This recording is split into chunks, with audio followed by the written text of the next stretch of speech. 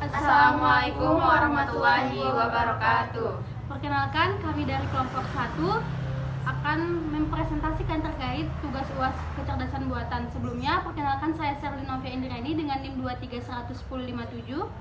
Saya Emil Parmanaputra dengan NIM 23101. Perkenalkan, nama saya Rizkika Amalia Syafa dengan NIM 2311010. Perkenalkan, nama saya Rista Laria dengan NIM 23100-105. Di sini kami mengambil tentang aplikasi sistem cerdas, di mana judulnya yaitu Sistem Pakar Diagnosa Penyakit Ginjal dengan implementasi dari kecerdasan buatan. Untuk latar belakangnya sendiri, penyakit ginjal merupakan salah satu penyakit kronis yang memerlukan diagnosa dan pengobatan yang tepat waktu. Sistem Pakar kami harapkan dapat membantu dokter dalam mendiagnosa penyakit ini. Kemudian tujuan kami membuat sistem pakar ini adalah membuat sistem pakar yang dapat mendiagnosa penyakit ginjal dengan akurat dan juga efektif berdasarkan data yang kami masukkan. Kemudian terkait metodologi dari pembuatan sistem pakar ini akan dijelaskan oleh rekan saya.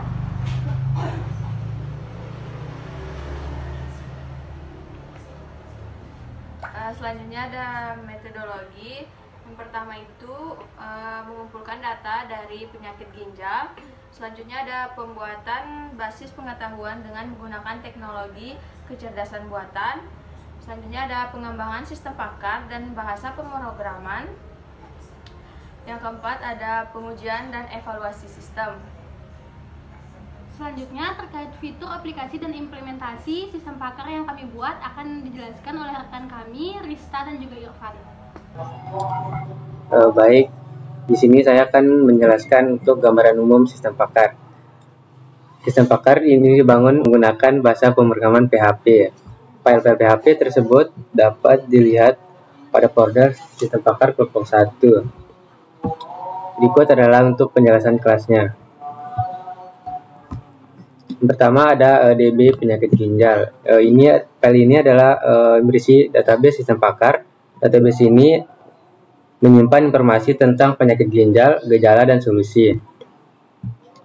Ini ada kelas function. File ini berisi fungsi-fungsi PHP yang digunakan untuk mengakses database dan memproses data.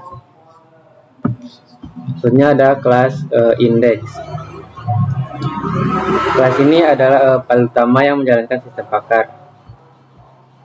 Selanjutnya ada index admin, adalah file yang digunakan untuk mengelola data sistem pakar serta menambahkan atau mengedit data penyakit ginjal, gejala, dan solusi. Ini ada kelas indeks gejala, indeks pakar, dan indeks penyakit. Ini adalah file untuk menampilkan data pakar, penyakit, solusi. Selanjutnya ada logout, file yang menangani proses logout dari sistem pakar. Ini ada register pakar dan register PHP. Ini adalah file yang digunakan untuk mendaftar pakar atau mendaftarkan akun baru. Berikut adalah style yang digunakan, yaitu CSS. Ini ada kelas tambah gejala, penyakit, dan solusi. File ini yang digunakan untuk menambah gejala, penyakit, dan solusi. Ini ada kelas ubah gejala, ubah pakar, ubah pasien, dan ubah penyakit. Kelas ini adalah file yang digunakan untuk mengubah data gejala, data pakar, pasien, dan penyakit. Jadi di sini saya akan melanjutkan penjelasan dari rekan saya Irfan. Dan di sini kita dapat mengetikkan localhost sistem pakar kelompok 1 pada Chrome, dan kita akan ditampilkan halaman home, di mana di sini ada alur kerja, login, dan registrasi. Di alur kerja sendiri terdapat alur untuk mengakses aplikasi, di mana ada login, kemudian ada fitur tes gejala pasien, dan hasil dan solusi. Dan di sini saya akan melakukan login sebagai admin.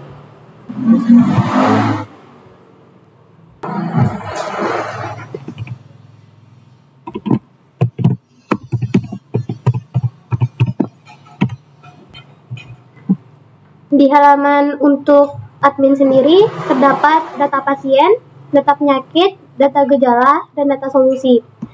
Ketika kita mengetikkan data pasien, di sini terdapat data pasien yang sudah melakukan registrasi dan login dan telah melakukan tes diagnosa penyakit ginjal.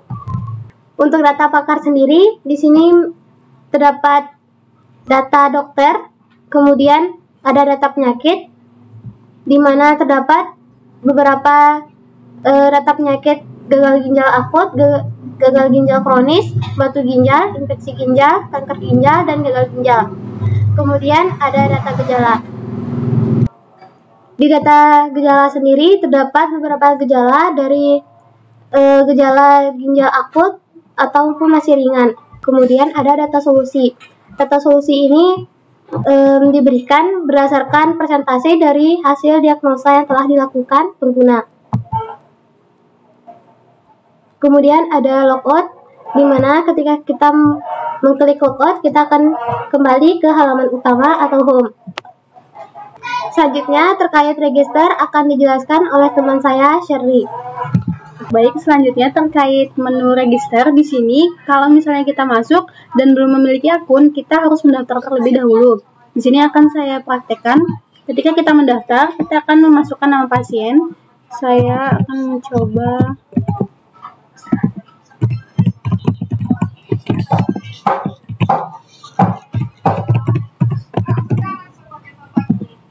untuk passwordnya sendiri minimal 8 karakter.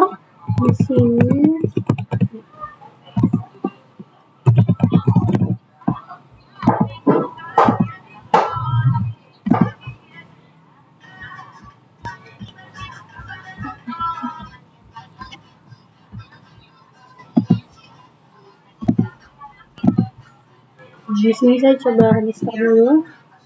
Ini menandakan bahwa data kita sudah disimpan di database. Kemudian kita akan coba login dengan akun yang tadi kita buat.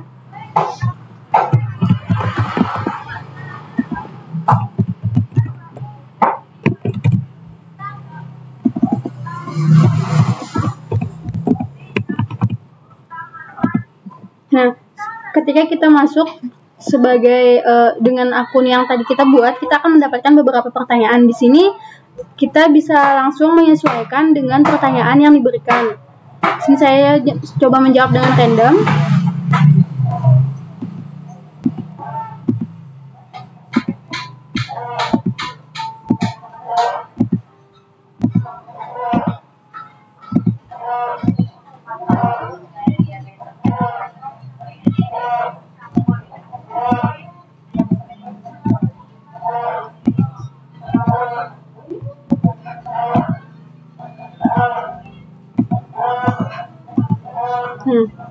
Ketika kita sudah menjawab dari pertanyaan yang diberikan tadi, maka kita akan diberikan hasil dari diagnosa berdasarkan pertanyaan yang diberikan. Di sini akan ditampilkan penyakit apa yang kita alami. Misalnya dari data yang tadi kita jawab, dari pertanyaan kita jawab dan data yang kami masukkan ke dalam database akan diberikan hasil seperti berikut. Ada persentasenya dan ini ada solusi untuk penyakit-penyakit yang sekiranya punya solusi yang sama. Misalnya untuk gagal ginjal akut, kronis, batu ginjal itu solusinya itu hampir sama, yaitu menjalani cuci darah, transplantasi ginjal, kemudian menjalani diet khusus dan sebagainya. Jadi kami berharap dengan adanya sistem pakar ini bisa membantu masyarakat untuk lebih mengenal, lebih aware dengan dirinya sendiri terkait gejala apa sih yang sudah mereka alami dan apa yang harus mereka langkah apa yang harus mereka ambil. Mungkin setelah kalau misalnya teman-teman yang mengakses website ini masih belum yakin dengan hasilnya, bisa melakukan cek ulang. Kalau misalnya sudah selesai atau sudah menerima hasilnya, bisa langsung log out dan kita akan kembali ke halaman awal atau halaman home-nya.